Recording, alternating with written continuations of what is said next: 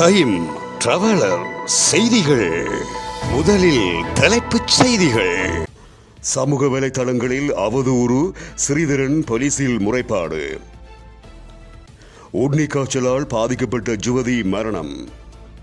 நீர்வேலியில் மதுபான சாலை எதிர்ப்பு தெரிவித்து ஆர்ப்பாட்டம். இடைநிறுத்தப்பட்டுள்ள நிவாரணங்களை வழங்க தேர்தல்கள் ஆணைக்குழு அனுமதி.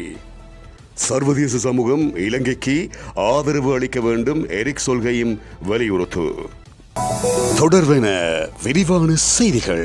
தன்னை வைத்து சமூக வலைதளங்களில் பரப்பப்படும் அவதூறு பிரச்சாரங்களுக்கு எதிராக முன்னாள் பாராளுமன்ற உறுப்பினர் ஸ்ரீதரன் அவர்களால் போலீசில் முறைப்பாடு செய்யப்பட்டுள்ளது. ஸ்ரீதரன் மதுபான சாலை உரிமங்களை பெற்றுக்கொண்டதாக முகநூல் மற்றும் டிக்டாக் போன்ற சமூக வலைதளங்களில் அவதூறான செய்திகள் பரப்பப்படுவதாக அவர் முறைப்பாடு செய்துள்ளார். இவ்வாறான அவதூறுகள் தொடர்ச்சியாக பரப்பப்பட்டு வந்த நிலையில் அவதூறு பரப்பிய நபர்களுக்கு எதிராக கிளிநொச்சி போலீசிலும், ஒட்டிசுட்டான் சைபர் கிரைம் பிரிவிலும், கொழும்பு சைபர் கிரைம் தலைமையகத்திலும் கடந்த 24/9/2024 நாள் முறைப்பாடு பதிவு செய்யப்பட்டுள்ளது. போலீசார் ஆரம்பித்த முதல்கட்ட விசாரணையில் ஒருவர் தாம் பதிவிட்ட செய்தி பொய்யானது என்பதை ஏற்றுக்கொண்டுள்ளார். மற்றொரு நபர் அதிக மதுபான பாவனையால் தனக்கு மனநிலை குழம்பிவிட்டதாகவும் தற்போது மருத்துவ கண்காணிப்பில் இருப்பதாகவும் கூறி ஸ்ரீதரன் அவர்களிடம் தொலைபேசியூடாக மன்னிப்பு கேட்டுள்ளார் என்றும் தெரிவிக்கப்படுகிறது. உண்ணி காய்ச்சலால் பாதிக்கப்பட்ட இளம் யுவதியொருவர் யாழ்ப்பாணம் போதனா வைத்தியசாலையில் மரணமடைந்துள்ளார். மானிப்பாயை சேர்ந்த சத்யசீலன் சானுசா என்கின்ற 19 வயது இளம் யுவதியே மரணமடைந்தவர் ஆவார். காய்ச்சல் காரணமாக குறித்த யுவதி யாழ் போதனா வைத்தியசாலையில் அனுமதிக்கப்பட்டிருந்தார். அவர் உண்ணி காய்ச்சலினால் பீடிக்கப்பட்டிருந்தமை இனம் காணப்பட்டு 10 நாட்களாக தொடர் சிகிச்சை அளிக்கப்பட்ட போதிலும் சிகிச்சை பலனின்றி அவர் மரணமடைந்தார். யாழ்ப்பாணம் நீர்வேலி பகுதியில் திறக்கப்பட உள்ள மதுபான சாலையினை எதிர்த்து பொதுமக்கள் ஆர்ப்பாட்டம் ஒன்றில் ஈடுபட்டிருக்கின்றார்கள். தற்போது அரசாங்கம் மதுபான சாலை அனுமதிகளை தடை செய்கின்ற போதும் புதிதாக வழங்கப்பட்ட அனுமதியின் பிரகாரம் நீர்வேலி பகுதியில் மதுபான சாலை ஒன்றினை தொடர்ந்து திறப்பதற்கான ஏற்பாடுகள் இடம்பெற்று வரும் நிலையில் அதனை உடனே நிறுத்துமாறு கோரி கோப்பாய் பிரதேச செயலகத்துக்கு முன்பாக நேற்று மாலை ஆர்ப்பாட்டம் முன்னெடுக்கப்பட்டது.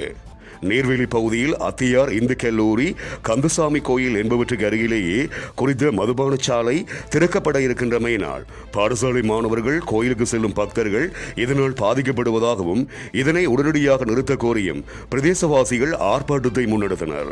குறித்த விடயம் அடங்கிய மகஜர் ஒன்றையும் கோப்பாய் பிரதேச உதவி பிரதேச செயலாளர் சஞ்சீவன் ராதிகாவிடம் பொதுமக்கள் கையளித்தனர். இடைநிறுத்தப்பட்டுள்ள நிவாரணங்களை வழங்க தேர்தல்கள் ஆணைக்குழு அனுமதி வழங்கியுள்ளது. இடைநிறுத்தப்பட்டுள்ள 2024-2025 பெரும்போகத்திற்கான உரம் வழங்குதல் மற்றும் மீனவர்களுக்கான நிவாரண திட்டங்களுக்கு தேர்தல்கள் ஆணைக்குழு அனுமதி வழங்கியுள்ளது. மேலும் செப்டம்பர் மாத நிலுவைத் தொகையுடன் அக்டோபர் மாதத்தில் அதிகரிக்கப்பட்ட ஓய்வூதியத்தை வழங்குவது தொடர்பில் ஆட்சேபனை இல்லை என ஆணைக்குழு அறிக்கையில் குறிப்பிட்டிருக்கிறது. சர்வதேச சமூகம் இலங்கைக்கு ஆதரவளிக்க வேண்டும் என தெரிவித்துள்ள இலங்கைக்கான நோர்வேயின் முன்னாள் சமாதான தூதுவர் எரிக் சொல்கையும் இலங்கையின் புதிய ஜனாதிபதியாக அனுரகுமார திசாநாயக்க தெரிவு செய்யப்பட்டு 2 வாரங்களாகின்றன. இந்த காலத்தை அவர் சிறப்பாக பயன்படுத்தியுள்ளார் எனவும் அவர் குறிப்பிட்டுள்ளார். சமூக ஊடக பதிவில் எரிக் சொல்கையும் மேலும் குறிப்பிடுகையில் இலங்கையின் புதிய ஜனாதிபதியாக அனுரகுமார திசாநாயக்க தெரிவு செய்யப்பட்டு 2 வாரங்களாகின்றன. இந்த காலத்தை அவர் சிறப்பாக பயன்படுத்தியுள்ளார். அவர் ராஜதந்திர செயற்பாடுகளை மிக சரியான முறையில் முன்னெடுத்துள்ளார். முதலில் இந்திய தூதுவருடன் சந்திப்பு, பின்னர் சீன தூதுவருடன். இதன் முக்கியமான நாடு என பார்த்தால் இந்தியாவுக்கே முதலிடம், அதற்கு பின்னரே சீனா என்ற சமிக்கையை அவர் வெளிப்படுத்தியுள்ளார். அதன் பின்னர் அனைத்து நாடுகளினதும் தூதுவர்களை அவர் சந்தித்துள்ளார். மேற்குலகம், ரஷ்யா, மேலும் பல நாடுகள். இலங்கைக்கு முதலிடம் என்கின்ற வெளிவிவகார கொள்கையே பின்பற்றப்படும் என்கின்ற சமிக்கையை அவர் வெளியிட்டுள்ளார். பதவியேற்றரும் அனுரகுமார திசாநாயக்க உடனடியாக கண்டியில் தலதா மாளிகைக்கு விஜயம் மேற்கொண்டுள்ளார். அவர் அங்கு மகாநாயக்க தேரர்களின் ஆதரவையும் பெற்றுள்ளார். அதன் பின்னர் அவர் தமிழ், முஸ்லீம், அரசியல் மத தலைவர்களையும் சந்தித்துள்ளார். அனைத்து இன சமூகத்துக்குமான இலங்கையை உருவாக்குவதற்கான அவரது வலியுறுத்தல்கள் வலுவான நிலையாக காணப்படுகின்றன. அவர் வர்த்தக சமூகத்தினை நோக்கி தனது கரங்களை நீட்டியுள்ளார். வர்த்தக சமூகத்துடன் இணைந்து நெருக்கமாக பணியாற்றுவதின் ஊடாகவே வளமான இலங்கையை கட்டியெழுப்ப முடியும். கல்வி, சுகாதாரம் மற்றும் வறியவர்களுக்கான சந்தர்ப்பங்களை உருவாக்குதல் ஆகியவற்றை மேம்படுத்துவதற்கான வளங்களை கொண்டுவர முடியும் என்பதை அவர் கோடிட்டு காட்டியுள்ளார். அவர் ஊழலற்ற குழுவினரை அரசு அதிகாரத்துக்கு கொண்டு வந்துள்ளார். அமைச்சர்களுக்கு ஆடம்பர கார்களுக்கான சலுகைகளை நிறுத்தியுள்ளார்.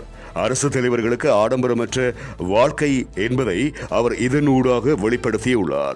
இவை அனைத்தும் இலங்கையின் பிரச்சனைகளுக்கு தீர்வை காணப்போவதில்லை. இடதுசாரி தலைவர் குறித்து ராஜதந்திரிகள் மத்தியில் காணப்படும் சந்தேகத்தை இது போக்காது. ஆனால் இது நிச்சயமாக சிறந்த ஆரம்பம். அமைதியான, பல மத, பசுமையான, செழிப்புமிக்க இலங்கையை கட்டியெழுப்ப அனைவரும் அனுரகுமார திசாநாயக்காவுக்கு உதவ வேண்டும் எனவும் எரிக் சொல்கையும் இதன்போது மேலும் குறிப்பிட்டார். இத்துடன் டைம் டிராவலர் செய்திகள் நிறைவடைகின்றன.